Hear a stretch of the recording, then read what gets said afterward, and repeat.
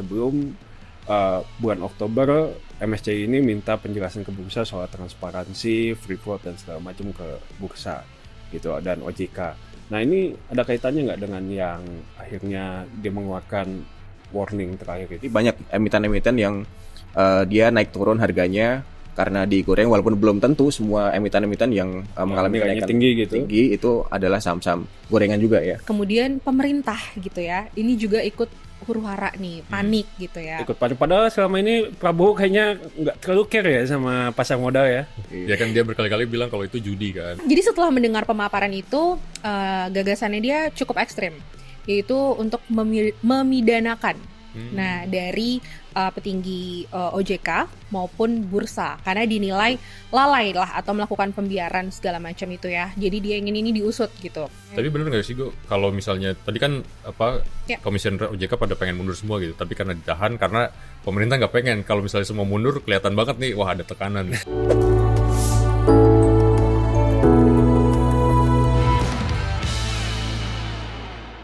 Halo, balik lagi dijelasin dong bareng gue Goida Rahma. Gue Praga Utama. Gue Mamang Cesar. Dan saya Andre Vanda Putra. Hari ini kita mau jelasin apa nih guys? Oke, kita mau bahas yang lagi rame nih ya, 2 pekan terakhir soal Bursa Efek Indonesia setelah ditegur sama MSCI ya, Morgan Stanley Capital International. Ini kan sempat trading halt, terus IHSG jeblok gitu ya, turun meskipun sekarang udah hijau lagi lah. Mulai rebound lah ya. Nah ini ada cerita menarik kayaknya di belakangnya gitu ya. Ya, apalagi diikuti bukan cuma harga jeblok tuh kan, setelah itu banyak kejadian-kejadian pejabat mundur berturut-turut ya kan. Mundurnya berjamaah lagi ya. Berjamaah gitu. Oke, tapi sebelum ke situ kita mau ngingetin nih buat kalian untuk mendukung jurnalisme berkualitas, kalian bisa berlangganan Tempo Plus. Dan ingat, jangan baca yang bajakan ya, karena di situ ada hak ciptanya. Oke, kita balik lagi ke bursa dan MSCI. Ini juga dari kemarin udah banyak yang nanya ini kapan jelasin dong bahas ini gitu ya. Ini sebelumnya kita mungkin runut dulu kali ya kronologisnya gitu. Ini kan soalnya memang prosesnya terjadinya cepat gitu ya. Itu dimulai dari MSCI merilis itu di hari Selasa untuk waktu US gitu, dan kemudian jadi subuh ya, kalau di sini hari Rabu. Hari Rabu subuh itu di sini bangun tidur semua kayak ada apa ini gitu ya, dan memang betul langsung pasar saham bisa dibilang portonya pada kebakaran waktu itu, rame ya. Kita pada ngomong gitu ya di media sosial. Sampai MSCI katanya dapat kepanjangan baru gue. Apa tuh? Mohon sabar, cuan hilang katanya. Bener banget. Nah makanya memang nggak cuma investor yang panik gitu ya, karena banyak capital outflow langsung gitu ya dari asing, karena tadi kan MSCI indeks global ya yang jadi rujukan, jadi asing langsung pada cabut. Kemudian pemerintah gitu ya, ini juga ikut huru-hara nih, panik gitu ya. Ikut panik, padahal selama ini Prabowo kayaknya nggak terlalu care ya sama pasar modal ya. Ya kan dia berkali-kali bilang kalau itu judi kan. Tidak menyentuh rakyat kecil katanya. Kok tiba-tiba panik ya? Nah itu dia. Jadi memang ini akhirnya sampai gitu ya ke telinga istana gitu ya di hari Rabu itu gitu, dan memang mencerna gitu apa sih yang sebenarnya terjadi di pasar modal gitu. Kita juga waktu itu ngikutin ya, weekend itu ikutin apa yang terjadi gitu ya. Ini kan Praga di bursa. Praga juga ke bursa. Kita juga intens cari informasi gitu ya dari pejabat-pejabat di pasar keuangan gitu ya, pejabat-pejabat pemerintah gitu sebenarnya apa yang terjadi, dan sampai akhirnya memang sibuk sekali, banyak rapat-rapat yang dilakukan gitu ya di pemerintah sendiri. Kalau ingat di hari Kamis itu ada rapat di Kemenko Perekonomian ya, di kantornya Erlangga, itu yang dihadiri sama siapa aja, Mang? Tentu saja Mr. Purbayan yang selama ini bangga IHSG-nya 9.000 ya, dalam 2 hari langsung turun. Gimana tuh? Ya kan?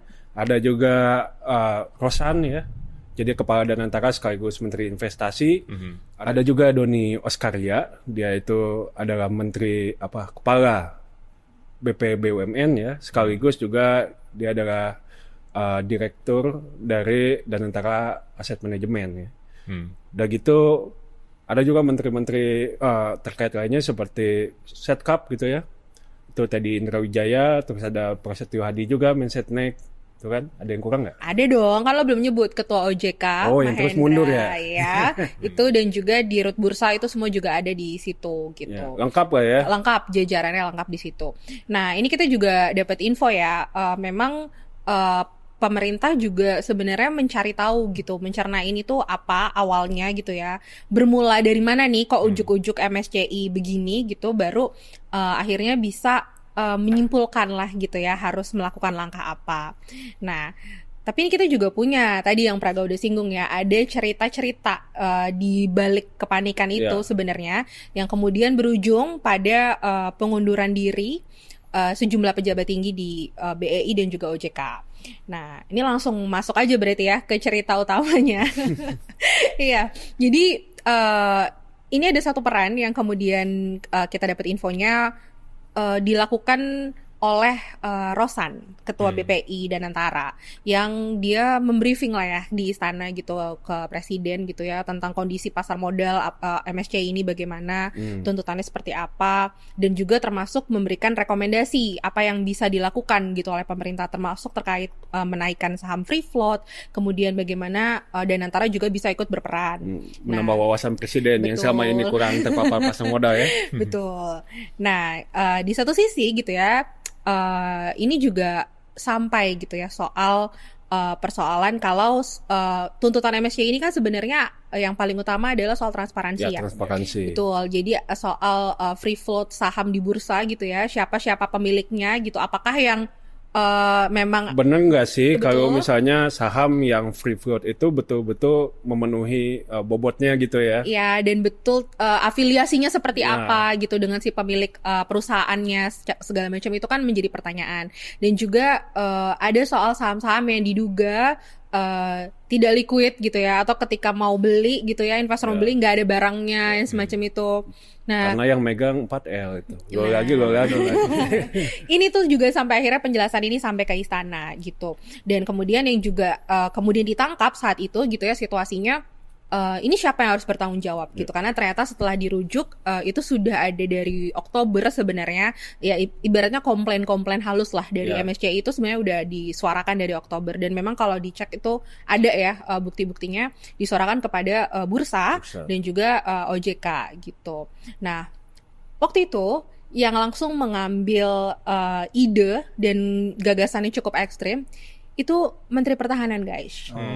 Ya, Syafri Samsudin, betul. Ini Dia ngerti ya kok saham-saham ya. Nah, ini dia. Jadi setelah mendengar pemaparan itu, gagasannya dia cukup ekstrim, yaitu untuk memidanakan. Nah, dari petinggi OJK maupun bursa, karena dinilai lalai lah atau melakukan pembiaran segala macam itu ya. Jadi dia ingin ini diusut gitu, di bertanggung jawab secara hukum begitu. Karena praktik ini udah lama ya. Iya, karena ternyata setelah ditinjau ini sudah lama. Nah, kemudian tapi di sisi lain ada lagi sosok yang kemudian mengungkapkan pendapat. Nah ya, beliau ini baru pulang umroh, yaitu Sufmi Dasko Ahmad gitu ya. Dia mendengar ide ini ketika dia baru pulang umroh dan dia langsung kaget. Ya, kaget gitu ya. Dan dia bilang ini nggak bisa kalau misalnya kita ambil langkah yang tadi ya, yang ekstrim tadi gitu ya, mempidanakan. Karena kondisi market itu lagi chaos. Kemudian masa ini ditambah makin chaos lagi kalau misalnya kita melakukan pemidanaan. Nah, akhirnya Dasko datang dengan satu win-win solution, yaitu kita suruh mereka mundur aja. Jadi kita siapin surat pengunduran diri supaya mereka tanda tangan dan mundur gitu. Nah, ini juga ada timelinenya nih. Bentar Go, ini kan kita runut lagi ya. Waktu Jumat kan gue kesana tuh pagi-pagi. Waktu itu Direktur Utama BI Iman Rahman bilang mau ketemu sama wartawan gitu kan setelah sebelumnya konvers, pengen ngobrol-ngobrol lah katanya kalau di undangannya gitu. Ya kami pikir mau diskusi biasa di press room Bursa Efek gitu ya. Tapi tiba-tiba dia pagi-pagi datang, langsung duduk, terus dia bilang saya akan memberikan pernyataan tanpa tanya jawab. Dan akhirnya dia menyatakan akan mengundurkan diri gitu. Nah, siangnya itu kan petinggi OJK juga konvers ya di Bursa Efek Indonesia. Betul. Dan mereka menjelaskan langkah-langkah yang akan dilakukan. Nah, di situ mereka nggak ngomong kalau mereka mau mundur. Baru setelah sorenya, setelah maghrib itu, wartawan terima press release dari OJK yang menyatakan bahwa 3 petinggi OJK mundur. Nah, ini runutannya gimana? Kapan kemudian petinggi OJK itu diminta mundur? Ya, karena info yang gua dengar juga kan sebenarnya OJK itu juga sudah merencanakan untuk bertemu dengan MSCI ya. Di hari Senin. Di hari Senin gitu. Betul. Jadi sebenarnya Ya betul kata Praga, berdasarkan kronologi tersebut sebenarnya bursa dan OJK ini udah bersiap untuk menyambut MSCI. Jadi tidak ada niat saat itu belum ada niatan untuk mundur gitu ya. Betul. Ya, jadi ini memang timelinenya Sarga ini sangat rapat gitu dan sangat cepat, dan ini informasinya juga pastinya sudah gue uji berkali-kali ya gitu ke sumber-sumber kita di pasar keuangan, di pejabat keuangan dan pemerintah juga gitu ya, circle-circle itu. Dan ceritanya sama nih timeline runutannya ya. Ini mungkin gue mulai breakdown. Jadi memang ketika tadi Dasko menawarkan itu dan kemudian ya di ACC lah ya oleh presiden gitu untuk menjalankan itu, tidak sampai di situ. Tapi presiden juga memberi tenggat. Yes. Yaitu di hari Jumat sebelum jam 18 OJK itu, khususnya pimpinan OJK itu semua harus sudah mundur. Jadi Dasko diberi waktu lah untuk membereskan itu gitu ya. Nah, akhirnya memang yang pertama kali diantarkan surat pengunduran dirinya adalah Dirut Bursa gitu. Nah, itu di pagi hari Jumat itu ya, sampai akhirnya jadi makanya udah disiapin tuh suratnya. Sudah disiapin suratnya. Tinggal tekan aja. Betul. Dan ini tuh tidak dikirimkan sendiri ya. Ada pembawa suratnya. Siapa tuh? Pembawa suratnya ini kita juga dapat informasinya ya. Itu adalah Ketua Komisi 11. Miss Bakun. Nah, ini dia yang inilah ya ditunjuk untuk membawa suratnya gitu ya ini. Nah, akhirnya dia sampai door to door lah ibaratnya ya untuk dianterin gitu ya. Pertama adalah Iman gitu. Makanya itu juga jadi kekagetan ya di wartawan saat itu, karena undangannya beda tuh kok. Pas malam agendanya katanya mau ngobrol-ngobrol soal pasar modal segala macam, pagi pernyataan pengunduran diri. Nah, kemudian di siang harinya betul ada konvers yang kalau ingat ketua OJK saat itu Pak Mahendra bilang, saya tahu pengunduran Iman dari YouTube gitu ya, dia bilang kayak gitu. Nah, itu juga memang kita juga dapat kalau situasi kebatinan OJK di pagi sampai siang itu di pimpinan itu nggak ada sih sama sekali. Aja ya? Iya, soal mundur. Kita juga bisa lihat ya sebagai wartawan ketika liputan hari itu gitu ya. Bahkan aku ingat waktu konvers itu Pak Inarno dan Pak Mahendra sempat bilang bahwa ya mereka akan berkantor terus di gedung Bursa Efek dalam waktu ke depan ya. Jadi belum tahu akan mundur. Betul. Nah, kapan momen pengundurannya ini? Ini tuh pasca konvers. Jadi siang ke sore. Ingat tadi kan ditenggat sama presiden ya sebelum jam 18. Nah, barulah di momen itu ada penekanan surat pengunduran diri Mahendra dan juga Inarno gitu. Jadi beres tuh ya, selesai gitu. Nah, ini juga kita konfirmasi juga ya, karena memang bersamaan lagi ada pertemuan presiden itu di Kertanegara itu bersama sejumlah tokoh ya. Mang, ini lu juga tahu ceritanya ya, makanya dia kemudian kayak lega gitu ya di tengah-tengah pertemuan itu, kemudian ya alhamdulillah mundur sebelum tenggat gitu ya. Iya, gitu. Dia bilang gitu kan kepada tokoh-tokoh ini gitu. Ya, jadi memang tadi tuh ada kalau dibilang ada intervensi gitu ya, memang info yang kita dapat itu bukan pengunduran diri yang dikehendaki oleh masing-masing pejabat tersebut gitu, tapi memang tadi ada diminta gitu ya penawaran untuk melakukan pengunduran diri gitu. Oke, ini tapi rasanya menarik ya kalau kembali lagi ditarik ke belakang sebelum ada MSCI.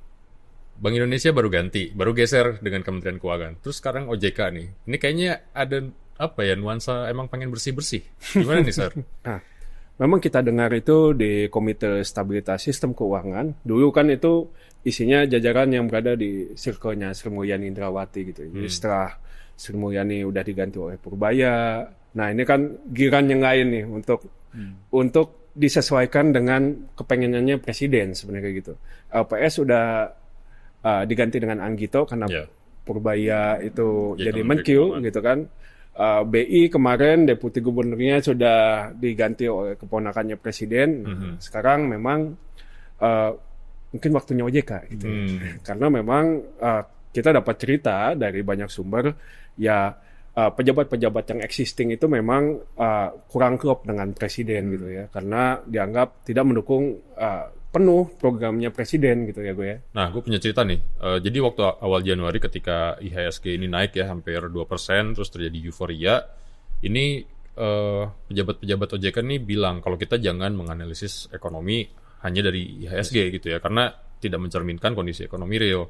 Ini kan ini menurut salah satu orang dalam lah ya di OJK bilang bahwa dalam 3 tahun terakhir ini kenaikan IHSG isinya adalah memang saham gorengan. Jadi valuasinya juga sudah sangat tidak wajar. Misalnya ada yang per earning ratio-nya udah di atas 200 kali, padahal yang normal itu 10-20 kali. Jadi ketika IHSG naik dan OJK menyatakan ini, jadi semacam dianggap apa ya, merusak suasana lah ketika semua orang euforia. Party poopers lah ya. Party poopers gitu. Jadi ya kelihatan mungkin apa perbedaan sikap antara pemerintah dengan otoritas gitu ya. Karena memang dalam beberapa bulan terakhir memang pemerintah cukup euforia ya dengan kenaikan harga IHSG ini, terutama ya tentu saja yang menjanjikan harga IHSG-nya to the moon ya kan. Siapa lagi? Purbaya. Kan?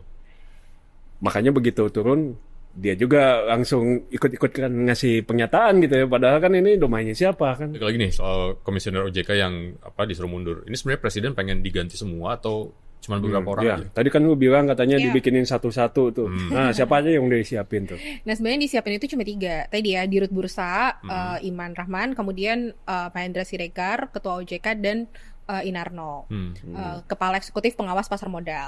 Tapi kok ada Mirza? Nah, belakangan kan kita juga kekagetannya tuh nggak berhenti ya, karena setelah rilisnya Mahendra sama Inarno gitu, kita pikir udah, tapi ternyata setelah itu ada lagi gitu. Pak Mirza kan gitu.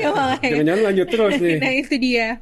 Mirza Aditya Suara, wakil Ketua Dewan Komisioner OJK, itu juga ikut mengundurkan diri. Nah, sebetulnya nih dari info yang kita dapat, Mirza itu tidak diminta ikut mundur juga sebenarnya. Justru Mirza itu disiapkan sebagai PLT gitu, karena kan ya Mahendra keluar gitu ya, berarti kan otomatis dia sebagai wakil ketua dia naik. Cuma memang info yang kita terima, Mirza itu tidak menyanggupi untuk menjadi PLT, sehingga akhirnya ya sudah, kalau tidak menyanggupi silakan mundur gitu. Makanya akhirnya dia mengajukan pengunduran diri tersebut. Nah, ini juga mungkin di weekend itu ya, mungkin terutama di kalangan wartawan gitu ya, ramai kan akhirnya terus siapa gitu ya, kayak ini soalnya kekosongan nih ya, pergantian antar waktu atau apa PLT segala macam. Nah, memang di hari itu langsung ada rapat Dewan Komisioner gitu ya, untuk menentukan siapa gitu. Dari info yang kita dengar, pejabat yang semestinya naik menggantikan Mahendra ini mestinya dari Ketua Dewan Audit OJK ya, Sofia Watimena. Nah, ini memang narasi yang ikut datang juga ya di momen yang sama gitu, ketika tadi setelah Mirza mundur gitu. Ada yang bilang kalau seharusnya di peraturannya OJK kalau misalnya kosong ketua dan wakil ketua itu yang naik ketua Dewan Audit. Tapi kita udah coba cari konfirmasi, ternyata nggak ada regulasi itu sih gitu. Tapi memang nama Sofia Watimena ini disorongkan lah gitu ya, terutama karena ada afiliasi nih ya dengan Gerindra gitu ya. Jadi memang posisi dia waktu itu sebagai Ketua Dewan Audit OJK disorongkan untuk menjadi PLT. Tapi memang resistensi dari internal OJK itu cukup kuat gitu ya, menolak lah kalau Sofia ini masuk gitu ya sebagai PLT.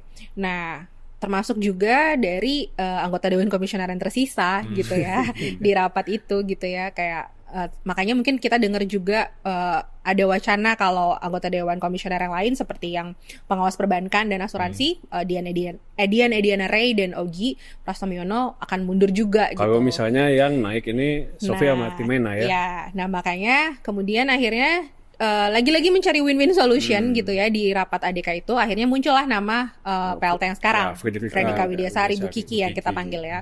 Nah, beliau ini dinilai lebih bisa berkompromi lah, karena beliau juga sudah merupakan ADK ya, jadi memang bisa diterima tentunya dari internal, tentu mendukung, dan juga direstui lah ya gitu ya sama pemerintah juga untuk ya udah dia sebagai PLT. Dan memang gue ngobrol dengan beberapa pemain pasar ya gitu. Bagaimana nih kalau misalnya Kiki yang naik gantiin Mahendra gitu ya. Dan mereka bilang ya ini memang betul, dia mungkin diterima di internal dan juga pasar cukup kenal sama dia. Karena Kiki sebelum masuk ke OJK itu kan sempat di bursa. Ya, pernah jadi direksi Bursa Efek Indonesia. Yes, makanya ketika Kiki di situ dianggap ya cocok lah, bisa memulihkan confidence yang ya sempat runtuh gitu gara-gara ada announcement dari MSCI. Tapi benar nggak sih Go, kalau misalnya tadi kan komisioner OJK pada pengen mundur semua gitu, tapi karena ditahan karena pemerintah nggak pengen. Kalau misalnya semua mundur kelihatan banget nih, wah ada tekanan. Iya, itu juga jadi pertimbangan memang nggak ya. Maksudnya kalau memang beruntun gitu ya, apalagi ke kemudian yang mundur adalah yang tidak terkait gitu ya dengan pasar modal, tentu akan semakin jadi pertanyaan gitu di kalangan investor. Nah, jadi itu tuh kalau cerita-cerita tadi ya panas-panas politiknya itu tadi kita udah dapat lah ya infonya seperti itu gitu. Nah, ini juga memang yang layak ditunggu, berarti berikutnya adalah siapa nih yang akan jadi OJK 1 ya Bang? Iya. Dan jangan lupa siapa yang nanti akan jadi Direktur Utama Bursa Efek Indonesia. Betul, karena sekarang statusnya masih PLT dan PJS semua ya. Setelah ada pergantian yang nanti akan dilakukan. Nah, soal ini ada juga selentingan sebetulnya. Masih kita kejar terus ya, bahwa orang-orang di Senayan, tetangga kita ini kayaknya mengincar juga posisi-posisi. Yang mana nih, OJK atau BI? OJK. OJK ya. Bahkan ada wacana pemilihan OJK selanjutnya ini untuk menggantikan yang sekarang gitu ya, itu tanpa panitia khusus gitu. Jadi akan ada mekanisme lah, padahal secara aturan harus melalui panitia seleksi gitu. Nah, ini memang ada beberapa nama yang muncul, tapi nanti kita cari lagi lah infonya. Tungguin di majalah Tempo. Oke, sekarang kita mungkin balik lagi ya ke tadi si MSCI-nya gitu ya. Sebenarnya masalah dia udah terjawab belum sih gitu dengan kan pemerintah itu udah mengeluarkan akhirnya ya arahan-arahannya seperti apa, diantaranya menaikkan dan memastikan kalau free float untuk setiap saham itu 15% ya di bursa, kemudian menaikkan limit investasinya dana pensiun dan asuransi dari 8 gitu ya menjadi 20% investasi di pasar modal gitu. Nah, ini salah satunya yang juga kemudian diramai gitu ya kan emiten-emitennya nih. Dan ada juga nih kesebut soal saham-saham Konglo gitu. Nah, ini Revan nih yang udah ngulik banget. Gimana, Van? Nah, ini karena kita ngelihat ya dari beberapa tahun terakhir IHSG ini kan rally ya sampai sempat menembus 9.000. Tapi kita lihat bahwa yang menopang pertumbuhan ini justru saham-saham Konglo memang, bukan saham-saham yang established sejak lama seperti saham-saham perbankan. Nah, itu juga yang kemudian mendorong MSCI ini mengkaji ya metodologi penghitungan free float baru dari saham-saham yang ada di bursa. Dan juga seperti yang tadi Koi bilang, ada kalau bahasa MSCI itu potential coordinated trading behavior. Jadi ada kalau bahasanya Pak perdagangan terkoordinasi gitu ya. Atau apa bahasanya Purbaya? Bahasa Purbaya ini saham-saham gorengan. Jadi ada peningkatan harga yang dinilai itu tidak wajar karena diduga dimanipulasi. Nah, Van, gua kan baca nih di bulan April itu MSCI sebenarnya udah sempat mengecualikan 3 saham gitu ya dari pemantauannya dia sebelum bulan Oktober. MSCI ini minta penjelasan ke bursa soal transparansi, free float dan segala macam ke bursa gitu dan OJK. Nah, ini ada kaitannya nggak dengan yang akhirnya dia mengeluarkan warning terakhir itu? Ya, benar banget, Mang. Jadi MSCI itu kan dia tiap 3 bulan ya melakukan evaluasi siapa yang akan keluar masuk indeks itu. Dan pada bulan April atau Februari tadi yang Mamang bilang ada 3 saham yang dikecualikan karena dia sempat mendapatkan label unusual market activity dari bursa. Itu, 3. Oh, ini ya, miliknya pengusaha Prayogo Pangestu ya? Betul. Konglo tadi yang disebut. Iya. Nah, 3 saham itu sempat dikecualikan dari pemantauan MSCI ya untuk indeksasi di bulan-bulan berikutnya. Nah, tapi pada bulan Juli itu 3 saham itu udah dicabut, Mang, pengecualiannya, sehingga mereka akhirnya bisa masuk ya ke MSCI Index pada bulan November tahun lalu. Nah, yang Mamang bilang tadi bahwa bulan Oktober itu sebetulnya MSCI sudah memberikan warning ya, itu betul. Mereka sudah mengkaji perhitungan metodologi free float di Indonesia karena tadi seperti gue bilang tidak transparan. Mungkin dia bilang punya free float 20%, tapi ternyata 10%-nya dikuasai sama lo lagi sama aja dong. Bahwa yang bisa diperdagangkan di bursa gitu ya. Iya, yang bisa diperdagangkan di bursa akhirnya cuma 10%. Nah, akhirnya mereka minta supaya ada masukan-masukan dari para pelaku pasar, dan mereka bilang bakal mengumumkan hasilnya pada bulan Januari. Jadi buat yang mengikuti ini sebetulnya udah gak kaget lagi kalau kemudian pada Januari ini MSCI mengumumkan hasil kajiannya ya. Nah, jadi ada 2 isu ya di sini. Yang satu soal free float yang tidak transparan tadi, yang kedua soal dugaan manipulasi harga sehingga harga saham-saham tertentu itu bisa naik walaupun fundamentalnya kurang bagus. Nah, soal free float itu dari MSCI sebetulnya sempat memasukkan emiten dari Sinarmas di SSA ke MSCI Index pada bulan Agustus 2025. Nah, tapi di saat yang sama mereka itu mengurangi bobot saham dari DSSI ini karena mereka kan punya free float sekitar 20% ya, yang bisa diperdagangkan di bursa 20%. Tapi menurut MSCI tidak semuanya itu liquid atau bisa diperdagangkan. Betul. Karena sebagian dari free float itu justru dikuasai sama si pengendali Sinarmas juga. Nah, dari Sinarmas itu kan yang kita tahu pengendalinya dari grup Sinarmas sendiri atau dari keluarga Wijaya gitu. Nader Konglo. Nader Konglo. Jadi ada sekitar 60% dikuasai Sinarmas, 20% saham treasury, dan 20% sisanya free float. Tapi free float ini tidak sepenuhnya free, tapi ada dikendalikan juga oleh Sinarmas juga. Nah, karena itu, si MSCI ini dia punya yang namanya Foreign Inclusion Factor. Jadi faktor pengali bagi free float dari saham-saham yang masuk ke MSCI Index. Misalnya DSSA, dia punya 20% free float. Nah, dia akhirnya dikasih tuh faktor pengali 0,5. Artinya apa? Cuma 50% dari saham free float DSSA atau Sinarmas yang bisa diperdagangkan di bursa, nggak semuanya. Nah, itu juga pernah terjadi sama emiten lain seperti Brand. Itu pada tahun sebelumnya lagi ya, pada September 2024, ini penyedia indeks lain nih, si Financial Times Stock Exchange atau FSTI Russell, dia sempat mengeluarkan Brand tuh dari indeksnya karena menilai bahwa kepemilikan saham Brand ini masih terkonsentrasi di segelintir orang. Nah, keempat-empatnya ini terafiliasi sama grup Barito Pacific juga. Jadi sama aja yang mengendalikan dari si Konglo itu juga. Masih grupnya Prayogo ya? Iya. Bentar, ini kan tadi rasanya terlalu teknis ya pembahasannya, dan penonton kita kan pasti nggak semuanya juga ngerti soal saham itu. Sebenarnya tolong jelasin dulu nih, Mang, pakai bahasa sederhana, kenapa sih MSCI ini begitu penting dan begitu didengarkan oleh investor, bahkan bikin pemerintah kita takut nih? Ya memang MSCI ini adalah perusahaan yang meneliti dan membuat indeks gitu ya. Jadi ibaratnya kalau bahasa gampangnya, misalnya makanan aja ya. Nah, kan misalnya lo ke luar negeri kemana bingung nih mau makan apa. Nah, biasanya lo buka Michelin Guide. Ya, itu kan? satu panduan ya. Salah satu panduan gitu ya. Nah, dana global ini kan banyak nih. Nah, dia kan nggak mungkin terkonsentrasi di satu pasar modal aja. Dia pengen masuk ke banyak pasar modal dong. Dan ini kan di banyak negara ini punya pasar modal. Nah, bingung mereka mau masuk ke yang mana. Makanya di sini MSCI Index ini menjadi ya guideline mereka. Kadang-kadang kalau mau pelajarin satu perusahaan yang susah, terlalu banyak, pusing kan. Benar. Nah, jadi apa yang diindekskan oleh MSCI itu jadi panduan mereka untuk masukin dananya ke sana gitu ya. Makanya banyak dana pasif gitu ya.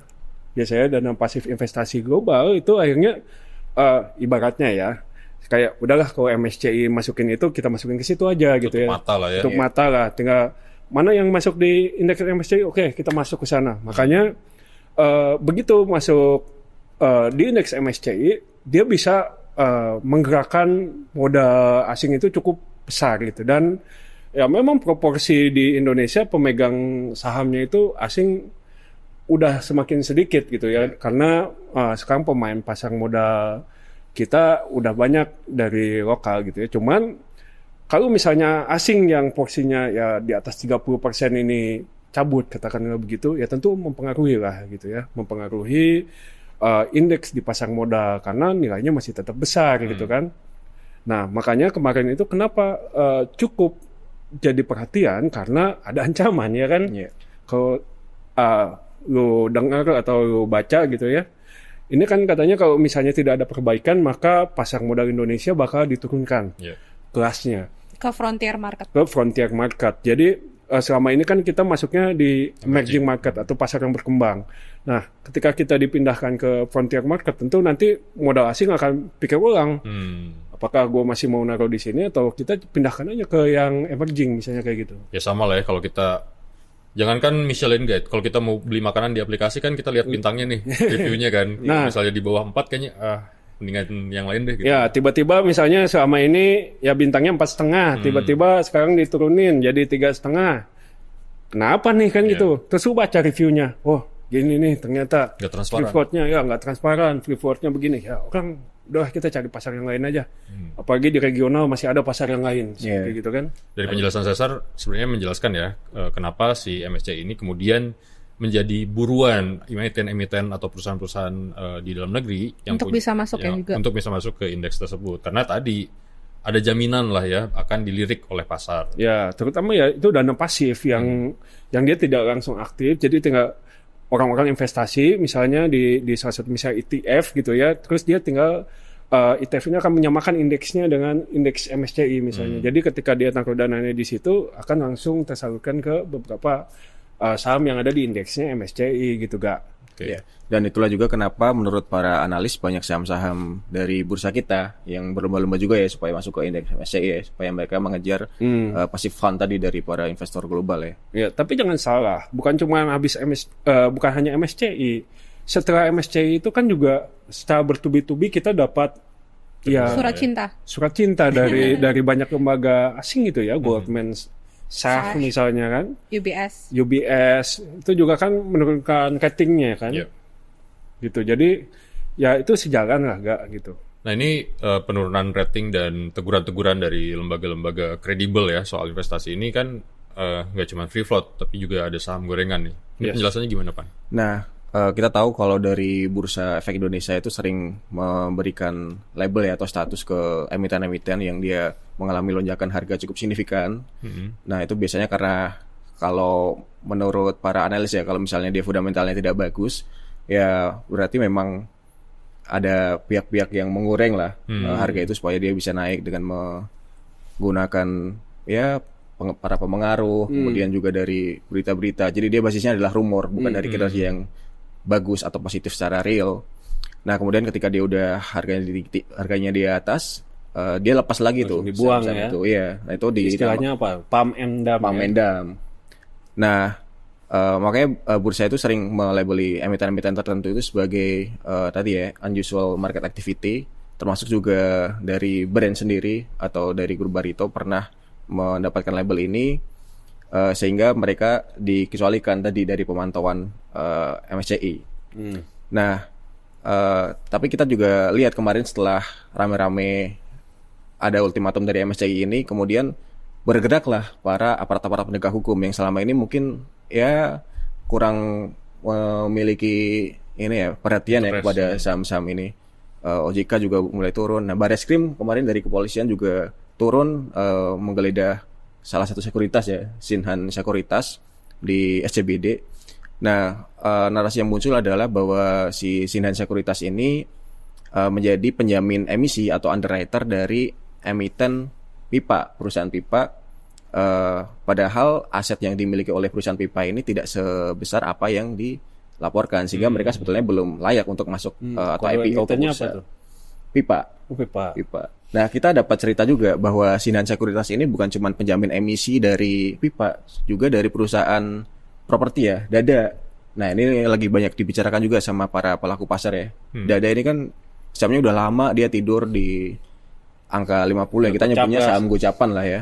Tiba-tiba dia bisa naik tuh sampai 100-an, tapi tiba-tiba turun lagi. Nah, ini menimbulkan banyak syak wasangka ya dari para pelaku pasar dan analis. Nah ternyata si Han Sekuritas ini juga underwriter dari perusahaan Dada waktu mereka IPO pada Februari 2020 lalu. Nah jadi banyak emiten-emiten yang dia naik turun harganya karena digoreng, walaupun belum tentu semua emiten-emiten yang mengalami kenaikan tinggi itu adalah saham-saham gorengan juga ya.